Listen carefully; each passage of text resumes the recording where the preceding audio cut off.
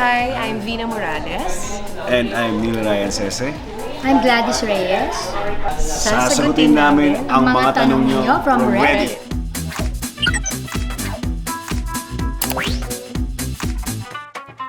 Ako, yung professionalism ni Ate Vince, same with Neil, and also yung kahit na ang dami-daming eksena, pero nakakapagsaya pa rin kami during tapings. Kahit ang bibigat ng mga eksena, pero nai-incorporate pa rin namin na maging happy yung set.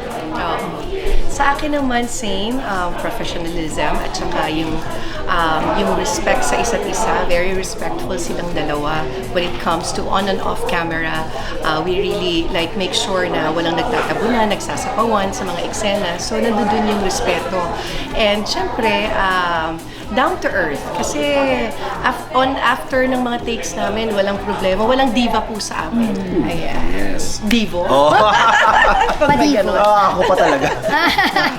Ako same, kaya siguro tayo nagkasundo-sundo lahat dahil silang dalawa very professional talaga yan. Siyempre, mga veteran actress yan. So, bakit hindi natatawa? Totoo naman, di ba? Isali mo sarili mo. Oo, it's a pleasure talaga working with them at nakakatuwa na sila yung nag-guide sa akin kung ano yung mga kailangan kong gawin kasi ako pa rin, Naku, ako yung hindi naman kailangan.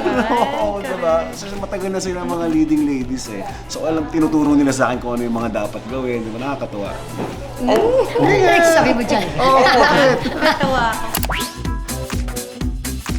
Ay, naku, lahat ng BTS namin, lahat ng off-cams namin, yung mga bonding namin sa tents, yun. Yes. Ako naman, kasi usually, naghahanap talaga kami ng bonding times. So, yung mga karaoke times namin, mahilig kaming kumanta lahat. So, yun yung mga get-together namin. So, yun yung mga mamimiss ko. Yes, ako naman, yung unforgettable, yung scene, kasi kayo, nasabi niyo na yung mga behind the scene. Yung scene na namatay si Jessica, kasi ang haba-haba ng lines namin. So, hinihingi ko yung lines. Pero ang taas ng emosyon, tawan-tawa kami ni Gladys kasi hinihingi ko, lines! Galit pa rin ako. Oo, nakalimutan yung bumitiw sa eksena, nanghihingi siya ng live off-cam.